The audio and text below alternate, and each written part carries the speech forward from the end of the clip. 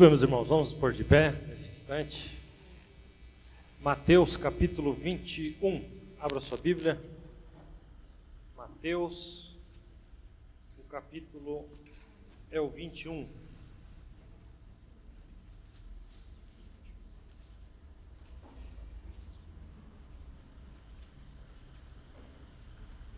Todos acharam? Mateus, o capítulo é o 21.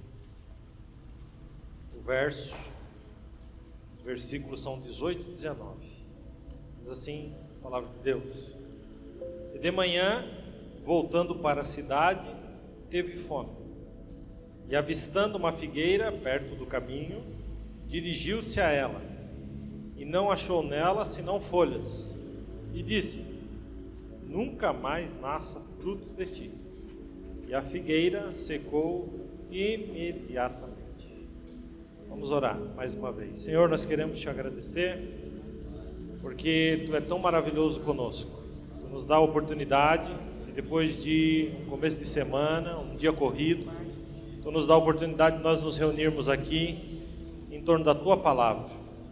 A bem da verdade, Senhor, que nós somos privilegiados nessa noite, e é verdade que a gente gostaria de ouvir muitas coisas hoje, mas o que nos importa aqui é não ouvir aquilo que queremos, mas aquilo que precisamos ouvir. Fala conosco, Tu tem total liberdade no nosso meio. É o que nós te pedimos, em nome de Jesus. Amém. Pode tomar seu assento.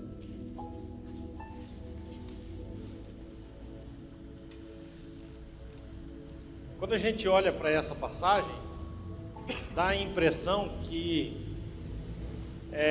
isso não é um milagre, mas é um milagre.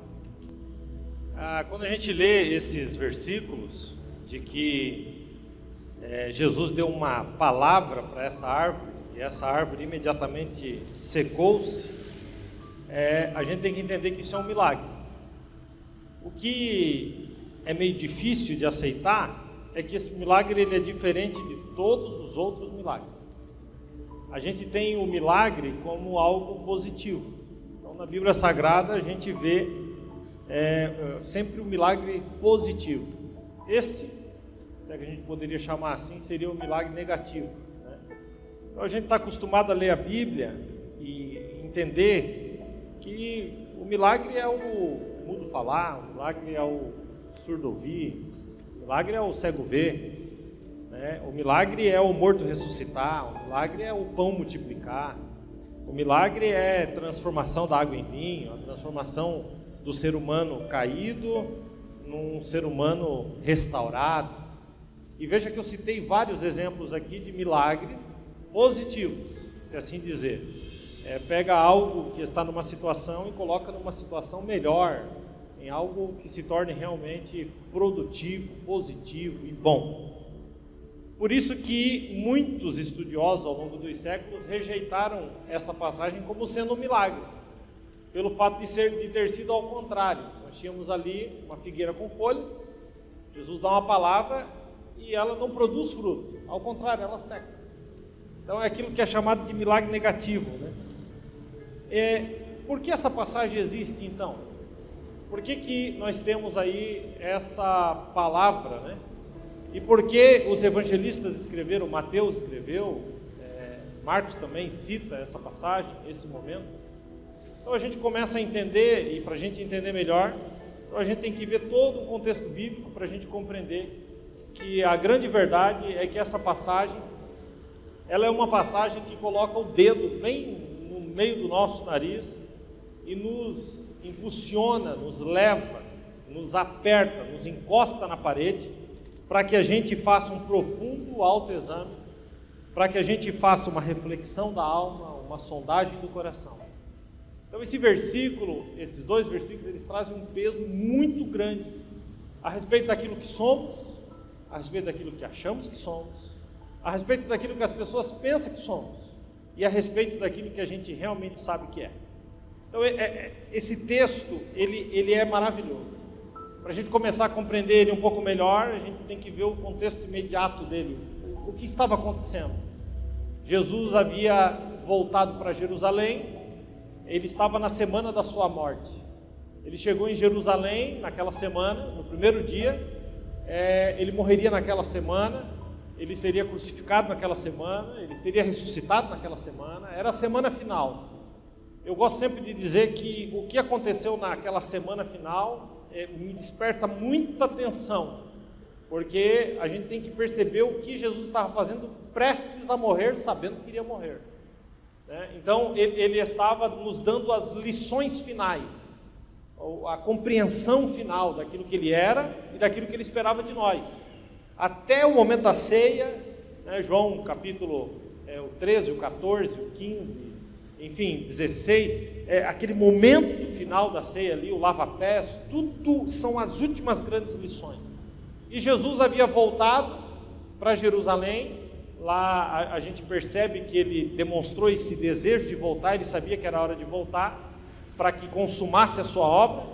E quando ele chega em Jerusalém, ele se depara com o templo magnífico, o templo glorioso. Não era o templo de Salomão, obviamente, porque esse já havia sido destruído, mas era o templo que Herodes havia construído para o povo judeu, e era um templo majestoso, lindo. Jesus se depara com esse templo, os rituais acontecendo, a matança dos animais pelos pecados, as multidões se apertando, mas Jesus percebe que apesar do templo estar ali, das pessoas estarem ali, da religiosidade estar instalada ali, não tinha mais vida no templo. A vida de Cristo, a vida do Espírito Santo, o mover de Deus não estava mais ali. Ele percebe isso claramente, que aquilo que era casa de oração havia se tornado num covil de salteadores. Ele mesmo cita isso. O comércio, os saduceus fizeram do pátio do templo, e entrando dentro do templo, eles fizeram um comércio absurdo. Esse comércio ali era só o começo. Hoje, se você for lá em Jerusalém, não existe mais nada de religioso. Deus é o dinheiro. É um comércio absurdo, um em cima do outro, tudo é comércio, e isso já existia naquela época. Como se não bastasse o comércio dos saduceus, nós tínhamos também, na ocasião, os fariseus com toda a sua religiosidade, com toda a sua legalidade, eram zelosos, mas sem entendimento. Então o templo não tinha mais vida. Jesus se depara com isso. E eu imagino a tristeza de Jesus, sabendo que naquela semana ele ia para a cruz e se deparar com essa cegueira espiritual, se deparar com essas escamas nos olhos, com a venda no coração, e Jesus se depara com tudo isso, e eu imagino a tristeza dele. A tristeza dele daqueles dias não é diferente da tristeza dele dos dias de hoje, onde existe tanta cegueira espiritual, onde as pessoas dão tanto as costas para ele, onde as pessoas são tão deuses de si mesmos. E o que acontece é que no final do dia ele vai dormir em Betânia, 9 quilômetros de Jerusalém, 2 horas de caminhada, caminhando aí num passo considerado contínuo. Ele vai dormir em Betânia. Betânia era o lugar onde ele usava para esfriar a cabeça, a terra dos amigos, e ali ele foi em Betânia, dormiu, e no outro dia, ou seja, um dia menos dele ser crucificado, ele está voltando para Jerusalém. E quando ele está voltando para Jerusalém, então, a Bíblia diz aí, nós lemos o versículo, ele teve fome. Irmãos, essa frase é poderosa. Jesus teve fome. Toda vez que essa frase é mencionada apenas 2 vezes, e a terceira num contexto um pouco mais entre as linhas. Ele teve fome quando ele foi tentado no deserto por Satanás. A Bíblia diz que depois de 40 dias e 40 noites, ele teve fome. E também, naquele momento da mulher samaritana, ali em João capítulo 4, quando os discípulos vão na cidade comprar comida. Ele não disse que estava com fome, mas se eles foram buscar comida, automaticamente a gente entende isso. E aqui Jesus também teve fome. A grande verdade é que a gente logo imagina que a fome de Jesus ela é vinculada a algo físico. Se fosse vinculado a algo estritamente físico, não precisava mencionar que Jesus teve fome, porque todos vocês tiveram fome hoje, e vão ter fome antes de dormir. Se vão comer ou não, não sei, mas que vão ter fome, vão. né? Amanhã terão fome. Então é algo comum da vida humana. Então a gente tem que perceber que quando menciona que Jesus teve fome, do que era essa fome? No final daquele momento em que ele é tentado pelo diabo, a fome dele é porque o ministério dele estava pronto para ser iniciado, a vontade de Deus.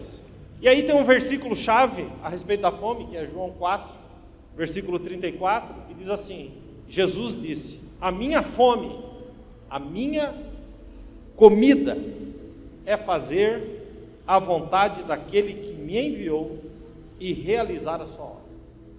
Então quando Jesus disse eu tenho fome, ele tinha fome de fazer a vontade de Deus e realizar a vontade de Deus. Então quando ele foi naquela figueira, ele não foi apenas atrás de um figo, mas ele foi atrás de fazer a vontade de Deus. Qual era a vontade de Deus naquela circunstância? Falar conosco hoje. Essa era a vontade de Deus, que é aquela circunstância servisse para nós hoje. A vontade de Deus estava sendo feita quando ele se aproximou daquela figueira. Então, para você entender, eu já vou começar assim, de uma forma bem reveladora e bem simples. É perceptível e percebível que a figueira somos nós. Então, a figueira é um símbolo de nós mesmos. Nós somos chamados de árvores na Bíblia várias vezes. Várias vezes. Em um dos momentos, ele diz que a gente foi plantado para ser, Isaías 61:3, para ser carvalho de justiça para a glória de Deus. Então, o símbolo da árvore é um símbolo muito poderoso. Então Deus nos vê, olha que interessante isso. Deus não nos vê do jeito que a gente se vê. Deus nos vê como árvores. Por quê? Porque Ele nos chamou para dar frutos. Então Ele nos vê como árvores. Eu já disse isso aqui, cada um tem um entendimento, o meu entendimento é esse. Quando Jesus curou o cego de nascença, e Jesus perguntou para ele, fez o lodo, cuspiu nos olhos dele e disse: o que é que você vê? A resposta dele é um divisor de águas. Ele diz: eu vejo os homens como árvores. Aí Jesus toca nele de novo e diz: e agora? Eu vejo homens como homens. Então, Jesus errou o milagre? A fórmula foi mal feita? Não, gente. O que o cego teve, em primeira instância, foi uma visão espiritual. Eu vejo homens como árvores. Jesus diz: não dá para você viver assim. Você tem que ter uma visão humana. E aí mexeu nele e diz: e agora? Agora eu tenho uma visão humana. Eu vejo homens como homens. Isso é revelador. É revelador porque no mundo espiritual, o Tarciano não está com essa camisa, nem com essa calça. O Tarciano é uma árvore. E como árvore plantada nesse jardim dele, regado nesse jardim dele, então é natural que eu dê fruto. Então quando Jesus avistou de longe, ele diz, o que ele foi fazer ali foi um ato profético, para que a gente entender o que ele faz conosco. Então ele chega em nós e procura em nós o fruto. Isso é maravilhoso por um lado, mas é terrível por outro. A Bíblia diz em João capítulo 15:16: não fostes vós que me escolhestes a mim, mas eu vos escolhi a vós, a fim de que vades e deis frutos, e os vossos frutos permaneçam. Para quê? Para que tudo aquilo que vocês pedirem ao Pai, Ele vô-lo conceda. O que é pedir ao Pai e Ele me conceder? Porque quando eu estou alinhado com a vontade de Deus, aquilo que eu peço ao Pai é resultado do fruto. E o que é o fruto? O fruto é a vontade de Deus na minha vida. Logo, se aquilo que eu peço para Deus é a vontade dele na minha vida, eu vou receber. Então a gente pede muitas coisas e não recebe. E a gente diz assim: a Bíblia está errada. Porque a Bíblia diz que tudo que a gente pedir o Senhor nos dá. Mas a própria Bíblia diz, através de Tiago, que a respeito desse fruto e desse momento de pedir a Deus, ele diz: vocês pedem e não recebem, porque vocês pedem mal para gastar nos vossos próprios deleites. Em outras palavras, o que vocês pedem e não recebem é porque não está alinhado com a minha vontade. Porque se aquilo que você pede está alinhado com a minha vontade, então você vai receber. Quem entendeu isso até aqui, diga amém. Bom, talvez por isso a gente entre na oração de forma tão negativa e errada. Como que você entra na oração? Aí alguém pode levantar a mão, vou olhar lá para o teto, para não olhar para ninguém. Alguém pode levantar a mão e dizer assim: é que eu não oro. Mas vamos dizer que você ora. Então quando a gente vai orar, né, quando você ora, qual que é a primeira coisa que você faz? Você dobra o joelho e pede. Pede, mas pede, hein? Dá para confessar esse? Dá ou não? Pede, mas pede. Então, a própria oração do Pai Nosso é o modelo. Pai Nosso que estás no céu, santificado seja o vosso nome, venha a nós o vosso. Uma vez que veio, qual é a continuação da oração? Seja feita a tua.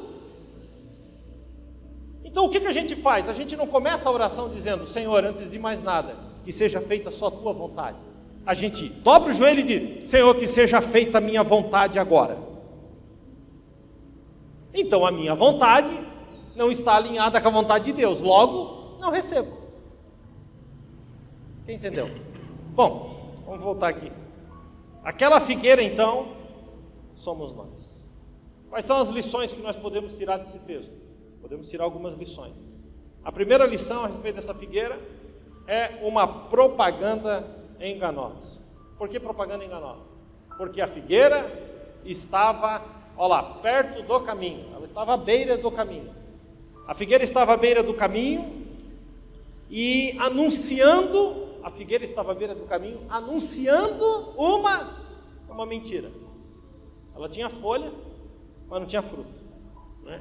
Ela estava tocando trombeta para vender o que não era verdadeiro, né? Todas as outras figueiras, porque o texto de Marcos diz que não era o tempo do figo, não era estação de figo. Então todas as outras figueiras estavam sem folhas e obviamente sem frutos, porque estavam vivendo de acordo com a sua estação. Mas aquela era uma figueira mentirosa. E da mesma forma, né, ela, apesar de se destacar entre as outras, porque ela estava ali sendo o que não era, vendendo o que não tinha, apesar dela se destacar acima das outras, isso fez com que o Senhor fosse fazer um exame nela. É incrível como acontece a mesma coisa com os homens, com os cidadãos. A gente também é assim. As pessoas às vezes se destacam através da sua filosofia, do seu conhecimento, da sua religiosidade. Tem pessoas que parecem ser mais espirituais do que outras. Tem pessoas que parecem que vivem assim, né? São inabaláveis, julgam as outras.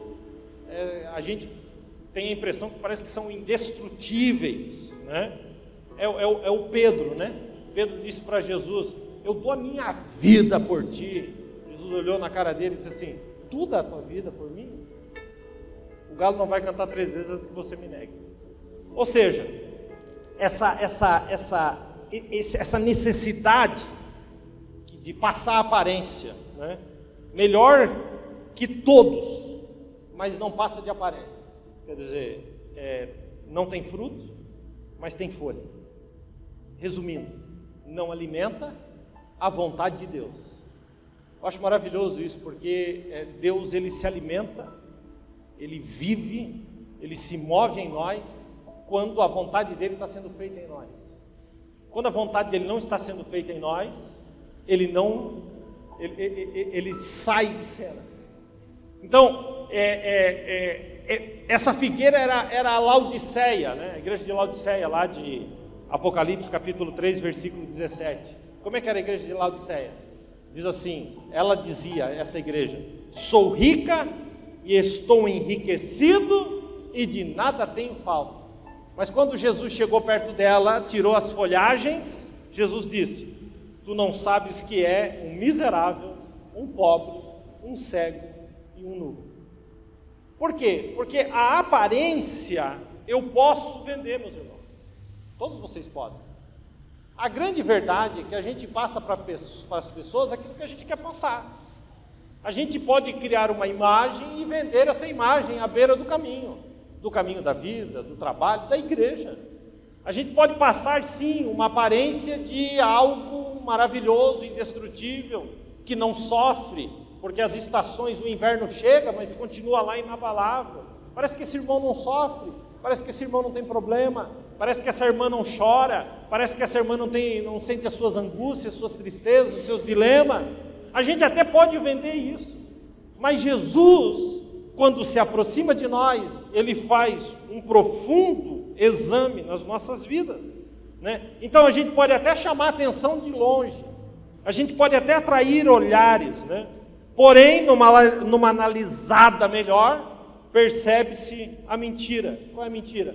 Não tem fruto, não tem oração, não tem intimidade com Deus, não tem caráter, não tem amor, não tem compaixão. A gente logo percebe isso. Então, eu estou dando aqui, eu estou no primeiro ponto dessa palavra, mas eu já tenho que provocar você com a seguinte pergunta: eu não consigo sondar o seu coração, mas você sim. Responda sinceramente para você mesmo: você é verdade ou você é mentira? Você é aparência ou você é realidade? O que as pessoas admiram em você é a aparência ou é a realidade? Você é aquilo que diz ou aquilo que realmente é? Resumindo, você tem folha ou você tem fruto? Porque folha não alimenta, mas fruto sim. Quem entendeu isso? A primeira lição é propaganda enganosa.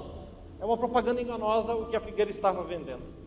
A segunda lição é uma investigação profunda. O que Jesus procura em nós? Responda para mim. Frutos. O que Jesus procura em nós? Frutos. Então Ele tem fome de ver a obra de Deus sendo realizada na nossa vida. Dá para entender isso? Isso é maravilhoso. Ele tem prazer em colher os frutos que produzimos, né? Jesus hoje, Ele está aqui, procurando em nós os seus frutos, e os olhos do Senhor, escreveu João em Apocalipse, são olhos como de chama de fogo. Imagine a sensação que é, o próprio Cristo se aproxima de você, de todos vocês, mas no seu particular, Ele se aproxima de você e diz: eu quero ver se tem fruto. Qual seria a sua reação se isso acontecesse exatamente agora? Você sabe se encontraria ou não, porque as folhas eu posso mostrar para você, eu posso viver cheio de folhas para disfarçar para você, mas o que realmente importa para o Senhor ou são os frutos.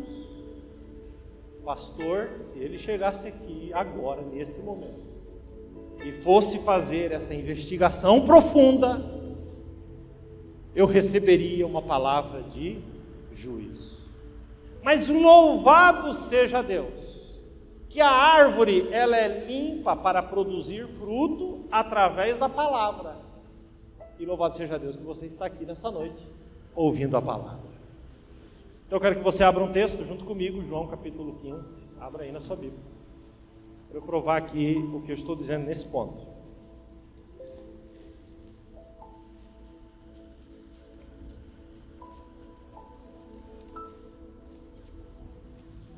Quem achou, diga amém. João 15. Eu sou a videira verdadeira, o meu pai é o lavrador. Toda vara em mim que não dá fruto, atira, e limpa toda aquela que dá fruto, para que dê mais fruto. Olha o 3. Vós já estáis limpos pela palavra que eu vos tenho falado. Está em mim e eu em vós. Como a vara de si mesma não pode dar fruto se não tiver na videira, assim também vós, se não estiverdes em mim. Eu sou a videira, vós as varas. Quem está em mim e eu nele, esse dá quanto de fruto? Quanto? Muito fruto, porque sem mim nada podeis fazer. Sabe o que eu entendo desse texto bíblico? É que isso vai ser meio forte para você, mas a gente está acostumado, né, a um evangelho tão assim diluído, que as pessoas não entendem a responsabilidade desse evangelho. Isso dá o direito de Jesus exigir frutos de você. Ele tem o direito de exigir. Esse negócio de, não, então, é o meu jeito, né, de levar as coisas, tá? Isso não funciona. O jeito de levar as coisas, Uzá e Aiô foram segurar a arca, morreram. O jeito de levar as coisas fez com que Saul perdesse o reino. O jeito de levar as coisas fez com que Caim matasse seu próprio irmão. Ah, porque a adoração é tudo igual, desse jeito tá bom. Não. Existe um Deus que exige. Aí você me pergunta, como esse Deus pode exigir frutos de mim? Por quê? Porque Ele nos dá todos os recursos para que a gente produza fruto. Ele nos dá a palavra, Ele nos dá o poder, Ele nos dá a presença, Ele nos dá a ordem. Ele morreu por nós. Então todos os recursos para a gente produzir fruto estão na nossa mão.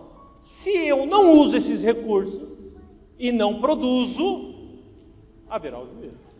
Deu para entender isso aqui ou não? Então, o que nós temos que produzir? Frutos.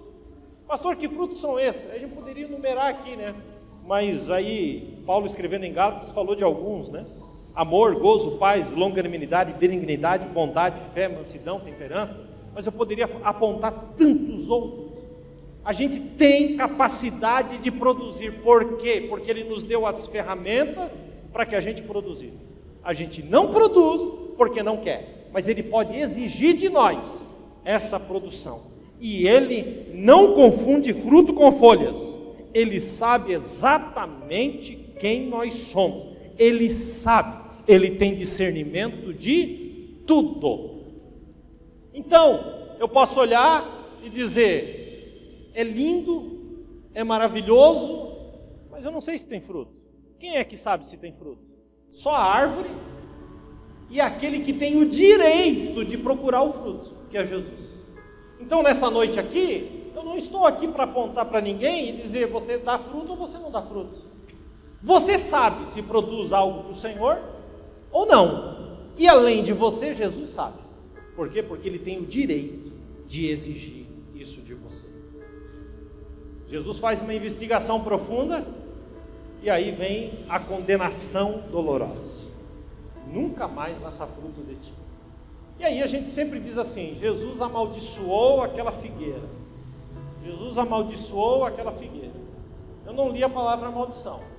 Jesus disse para a árvore, nunca mais nasça fruto em ti. Sabe o que Jesus fez, gente? Jesus simplesmente disse para a árvore, fique como está. Se você não produz fruto, você vai ficar como você está. Isso me pegou. Isso me pegou mesmo. Porque todos nós chegaremos diante do Senhor um dia. E nesse dia Ele vai dizer, você não deu fruto, então agora você vai ficar do jeito que você sempre esteve, sem dar frutos. Imediatamente secou, significa... A gente faz alusão perfeita dentro do seguinte entendimento. Aquele momento é o momento do julgamento da figueira.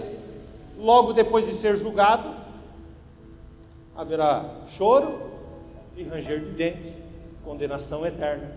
Secou imediatamente. Nunca mais poderá produzir frutos, porque quando teve tudo para produzir era uma mentira. Quando teve tudo para produzir era uma aparência. Quando teve tudo para produzir não deu a mínima. Quando teve tudo para produzir virou as costas. Então naquele dia, no grande dia, o julgamento de todos nós, ele simplesmente vai dizer, fique como está. Você escolheu isso. Você quis isso. Então alguém diz para mim, Deus é bom, Deus não lança ninguém no inferno. Acertou. Quem se lança no inferno é você mesmo. Ele simplesmente diz, fique como você está. Você escolheu ficar desse jeito. Você decidiu ficar desse jeito. Então tira Deus da sua condenação eterna. Por quê? Porque você tem todas as ferramentas hoje para ser uma bênção nas mãos de Deus, para largar a aparência, as folhas e viver aquilo que Deus tem para a sua vida. Quem entendeu isso, diga amém. A figueira não possuía o motivo da propaganda. Vou fazer uma pergunta para você. Eu gosto de fazer essas perguntas, porque antes de fazer para você, eu faço para mim. Então, se você fica meio constrangido, eu também fico. Porque eu sou um ser humano, como vocês. Então, eu também tenho que ser apertado e confrontado por essa palavra. Né? E a pergunta, né, a ser feita é, se o julgamento fosse hoje, qual seria o seu diagnóstico? Seja sincero com você, por favor. Você não está falando com o seu amigo do trabalho. Não disfarce. Não é para mim que você está respondendo, é para o Senhor. Se o julgamento fosse hoje, qual seria o diagnóstico? Chegaremos diante dele. Ele vai então abrir a nossa vida. Ele vai onde ninguém vai. Ele vai além do disfarce e da aparência. Ele acharia os frutos em você? O que ele acharia em você? Se o julgamento fosse hoje, qual seria? Somente as folhas da religiosidade? Por quê? Porque você pode vir aos cultos, você pode cantar, você pode vir às reuniões, você pode vir com frequência, mas mesmo assim você pode estar sem frutos. Então, como você está? Responda a seguinte pergunta: frutos ou folhas? Folhas ou frutos? Finalmente, irmãos, eu quero dizer-vos que Jesus, ele está aqui. Eu acho isso maravilhoso, porque a palavra, o Evangelho é isso. O Evangelho é uma palavra de absoluta responsabilidade, seguida de uma maravilhosa esperança. O Evangelho é aquele que nos aperta e quando nos solta diz, agora me abraça, porque eu morri por ti, eu sempre te amei. Então, Jesus está aqui nessa noite. Ele quer olhar através dos galhos e das folhas. Deus está se satisfazendo em nós? É a pergunta, né? Não tente, por favor, não tente vender aquilo que você não é. O Senhor quer você do jeito que você é. Abre aí rapidinho 1 Samuel, capítulo 16, versículo 7.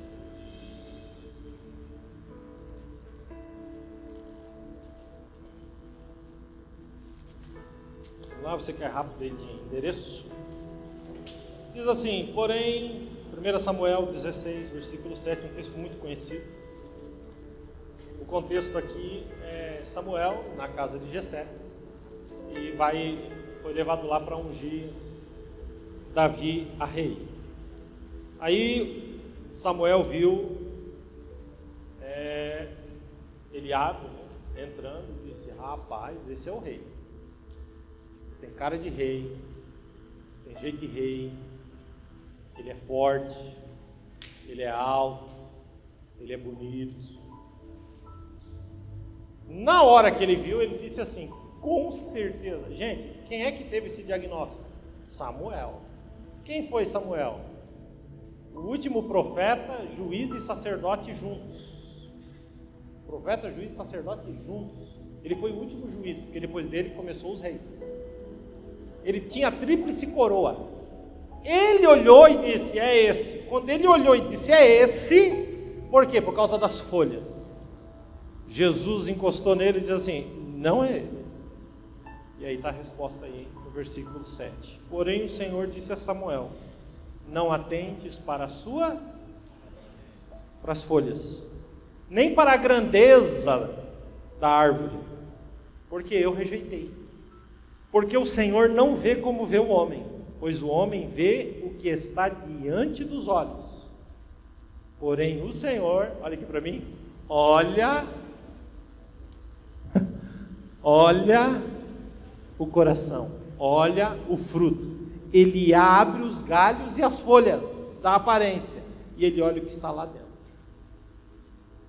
Deus olha o que está lá dentro. Peça hoje.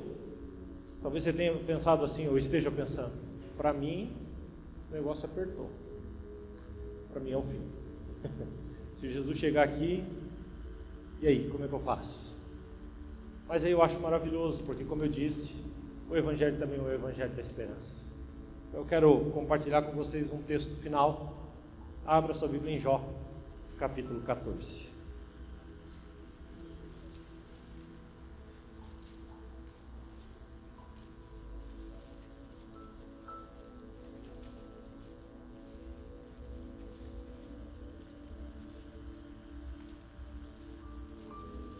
Jó, capítulo 14. Vamos nesse texto final. Quem achou, diga amém.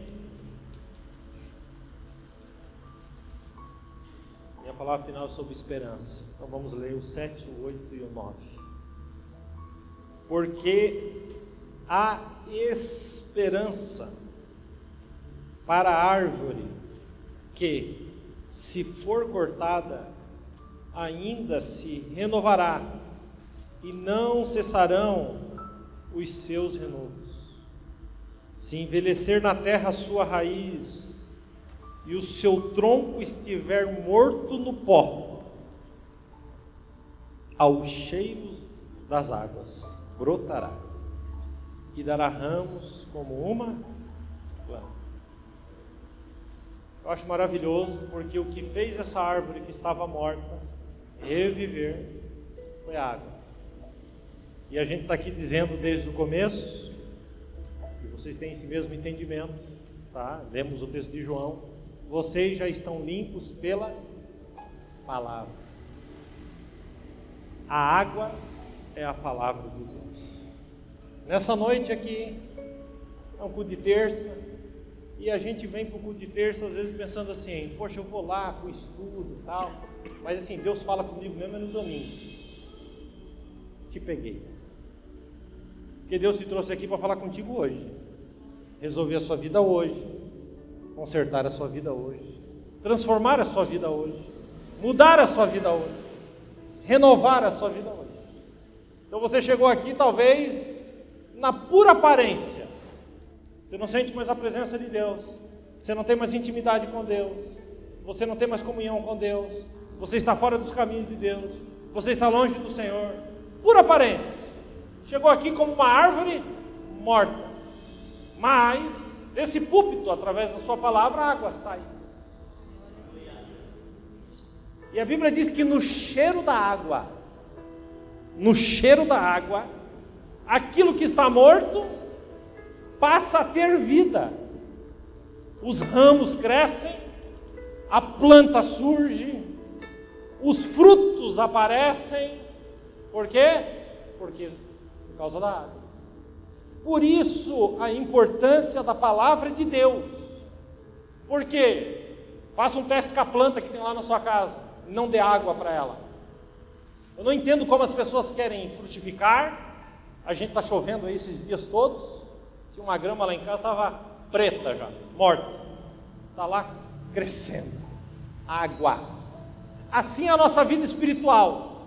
Quanto mais nos afastamos de Deus e da sua palavra, menos chance temos de produzir. Quanto mais nos aproximamos da palavra, mais chances temos. O que acontece é que muitos não entendem isso e fogem das reuniões que só tem palavra. Mas o que te faz frutificar não são os hinos que são cantados aqui. Esses hinos são de adoração ao Senhor, mas o que diz respeito à sua vida é a palavra. Só a palavra, a pura palavra, a única palavra, o poder da palavra, A palavra que transforma, a palavra que regenera, a palavra que liberta, a palavra que santifica, a palavra que justifica, a palavra. Então nessa noite, sai desse púlpito a água. Sai desse púlpito a água.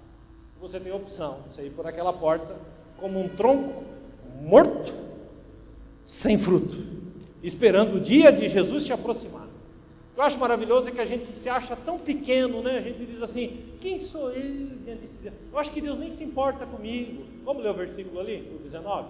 Acompanhe lá. E avistando uma figueira de perto do caminho, o que está escrito agora? Então nessa noite, eu quero te informar que Jesus está se dirigindo a você. É como se não tivesse mais ninguém aqui, só você. E Jesus estivesse se aproximando de você agora. E o que nos assombra é, eu tinha tudo na mão para frutificar, e o que é que eu estou fazendo na minha vida? Ele está se aproximando, ele está chegando, e agora? Mas louvado seja Deus, louvado seja Deus, que ainda não é o julgamento final, mas é o momento de limpar as varas, para que elas produzam frutos. Então ele não chega nessa noite para ti para te condenar, mas ele chega nessa noite em ti para dizer, eu quero te lavar, te limpar, tirar as arestas para que você produza frutos. Que coisa gloriosa. Gente, eu sou apaixonado pela palavra de Deus, mas como a palavra é maravilhosa. Vamos ficar de pé?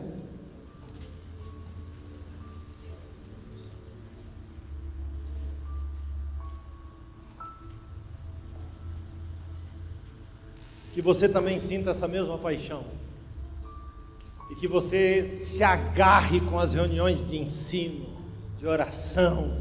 Quanto mais você estiver agarrado a essas reuniões, mais chance você terá de frutificar. As ferramentas estão todas aqui. Restauração 2018, o ano do crescimento.